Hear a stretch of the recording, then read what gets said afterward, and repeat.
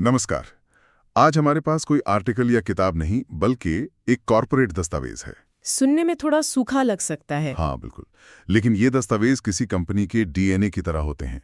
आज हम blue star के पर्यावरण, स्वास्थ्य और सुरक्षा यानी EHS पॉलिसी को देख रहे हैं।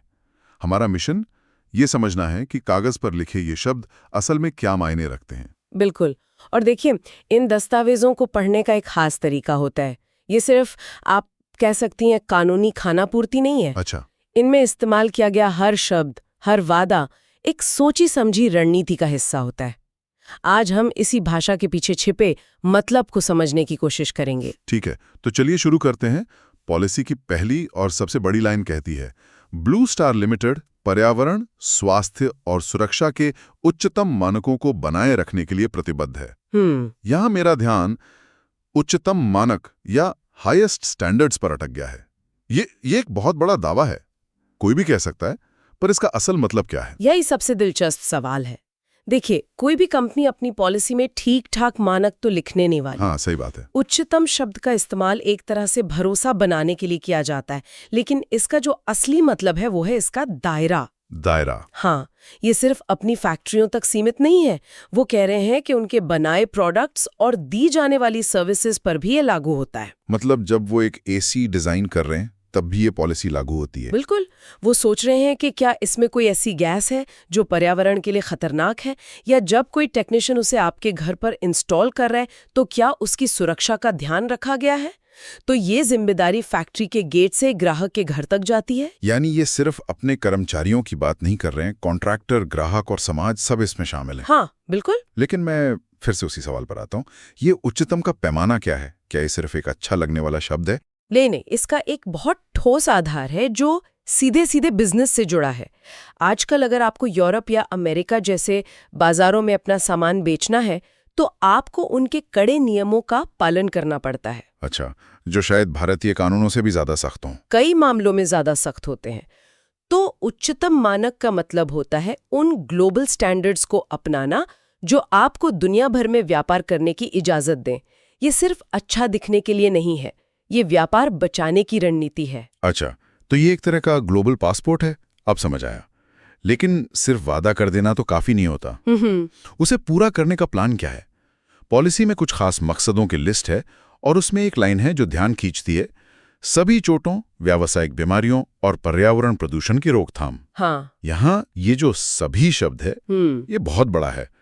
क्या ये मुमकिन भी है? मुमकिन होना या न होना बात की बात है, पहले इसके पीछे की सोच को समझना जरूरी है। कॉर्पोरेट सेफ्टी की दुनिया में इसे विजन जीरो कहते हैं। Vision zero? हाँ, लक्ष्य है जीरो एक्सीडेंट, जीरो चोटें, जीरो पर्यावरण को नुकसान। ये एक मानसिकता में बदलाव की बात है। पहले कंपनियां सोचती थीं कि हादसे तो होते रहते हैं, हम मुआवजा दे देंगे। हाँ, ये तो आम सोच थी। विजन जीरो कहता है कि हर हादसा रोका जा सकता है। लेकिन ये कुछ ज्यादा ही आदर्शवादी नहीं लगता? मतलब इंसान जहां काम करेंगे वहां गलती की गुंजाइश तो हमेशा रहेगी। हाँ, ये एक आदर्श है, लेकिन एक जरूरी आदर्श है। जैसे हम कहते हैं कि हमें 100 में से 100 नंबर लाने हैं, भले ही 95 आए। लक्ष्य ऊंचा रखने से कोशिशें भी ज्यादा होती हैं। ये कंपनियों को मजबूर करता है कि वे हर छोटी घटना का विश्लेषण करें और ये पक्का करें कि वो दोबारा न हो। ये कल्चर को प्रतिक्रिया देने से बदलकर, मतलब रिएक्टिव से बदलकर प्रोएक्टिव बनाता है। ठीक है, तो इस विजन जीरो को पाने का पहला कदम क्या होगा? शायद कानून का पालन? बिल्कुल।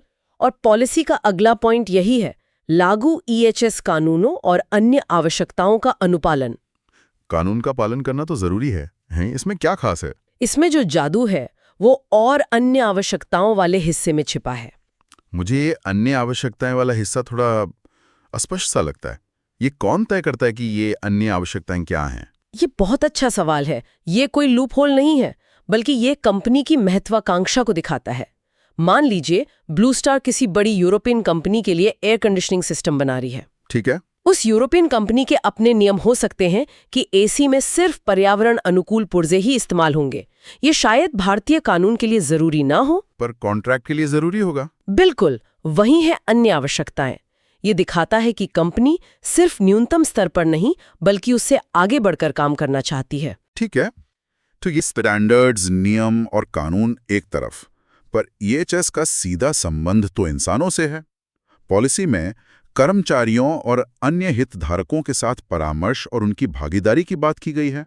हाँ, मैं ये सोचने की कोशिश कर रहा हूं कि ये असल में एक फैक्ट्री के फ्लोर पर कैसा दिखता होगा। क्या इसका मतलब सिर्फ एक सुझाव पेटी लगाना है?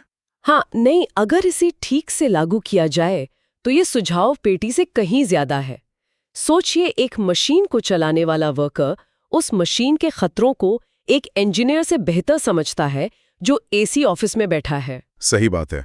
भागीदारी का मतलब है कि जब उस मशीन के लिए कोई सेफ्टी नियम बनाया जा रहा हो तो उस वर्कर से पूछा जाए, भाई ये नियम प्रैक्टिकल है या नहीं, इसे और बेहतर कैसे बना सकते हैं। तो जब लोग महसूस करते हैं कि नियम उन पर थोपे नहीं जा रहे हैं, बल्कि उन्हें बनाने में उनकी भी राय ली गई है, तो वे उन नियमों को अपनाते हैं। यानी ये ऊपर से आदेश वाले मॉडल से हटकर सबकी भागीदारी वाले मॉडल की तरफ एक कदम है। और इसी से जुड़ा एक और पॉइंट है, ट्रेनिंग। हाँ, जो बहुत जरूरी है। आप किसी को दुनिया का सबसे अच्छा हेलमेट दे सकते हैं, लेकिन अगर उसे ये नहीं पता कि उसे पहनना क्यों जरूरी है, तो वो हेलमेट बेकार है। ट्रेनिंग का मतलब सिर्फ नियम बताना नहीं है, बल्कि उनके पीछे का क्यों समझाना है। एक जागरूक कर्मचारी नए खतरों को खुद पहचान सकता है, जिनके बारे में शायद मैनेजमेंट ने सोचा भी ना हो। सही बात है। और अब हम पॉलिसी के आखिरी हिस्से पर आते हैं, जो कहता है ईएचएस प्रबंधन प्रणाली और प्रदर्शन में निरंतर सुधार। ईमानदारी से कहूं तो ये लाइन मुझे सबसे ज्यादा कॉर्पोरेट जार्गन जैसी लगती है। हाँ, ये शब्दजाल जैसा लगता जरूर है, लेकिन इसके पीछे एक बहुत शक्तिशाली आइडिया है। मैनेजमेंट की दुनिया में इसे पीडीसीए साइकिल कहते हैं। पीडीसीए? हाँ, प्लान, डू, चेक, एक्ट। इसे ऐसे समझिए जैसे आप कोई नई डिश बनाना सीख रहे हो। आप रेसिपी पढ़ते हैं, यानी प्लान। ठीक है। आप उसे बनाते हैं, मतलब डू। फिर आप उसे चख कर देखते हैं कि नमक मिर्च ठीक है या नहीं, ये हुआ चेक। और अगली बार उसे बेहतर बनाते हैं। बिल्कुल, वो हुआ एक्ट। बस यही है। वाह, ये तो बहुत आसान तरीके से समझ आ गया। कंपनियों के लिए सुरक्षा और पर्यावरण भी एक ऐसी ही रेसिपी है, जिसे वे लगातार बेहतर बनाते रहते हैं। निरंतर शब्द का मतलब है कि ये काम कभी खत्म नहीं होता। आप कभी ये नहीं कह सकते कि अब हम पूरी तरह सुरक्षित हो गए हैं। हमेशा बेहतर करने की गुंजाइश होती है। तो इस एक दस्तावेज की परतों को खोलने पर हमें एक पूरी सोच दिखाई देती है। ये उच्चतम मानकों के एक बड़े वादे से शुरू होती है, फिर विजन 0 जैसे महत्वाकांक्षी लक्ष्य तय करती है, कर्मचारियों की भागीदारी को जरूरी मानती है, और अंत में एक कभी न खत्म होने वाले सुधार के चक्र पर आकर रुकती है। बिल्कुल, इस तरह का दस्तावेज किसी कंपनी के लिए ईएचएस के मैदान में एक संविधान की तरह काम करता है। ये एक सार्वजनिक बयान है, एक पैमाना है जिसके आधार पर उनके कामों को परखा जा सकता है, अंदर से भी और बाहर से भी। हाँ, अंदर से कर्मचारी परख सकते हैं और बाहर से ग्राहक और सरकार भी। ये उन्हें जवाबदेह बनाता है।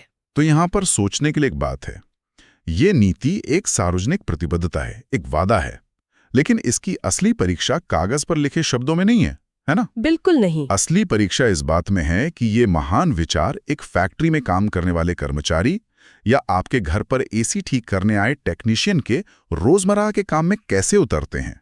कोई कंपनी ये कैसे सुनिश्चित करती है कि बोर्ड रूम में बना एक दस्तावेज संगठन के हर एक व्यक्ति द्वारा हर एक दिन सच में जिया जाए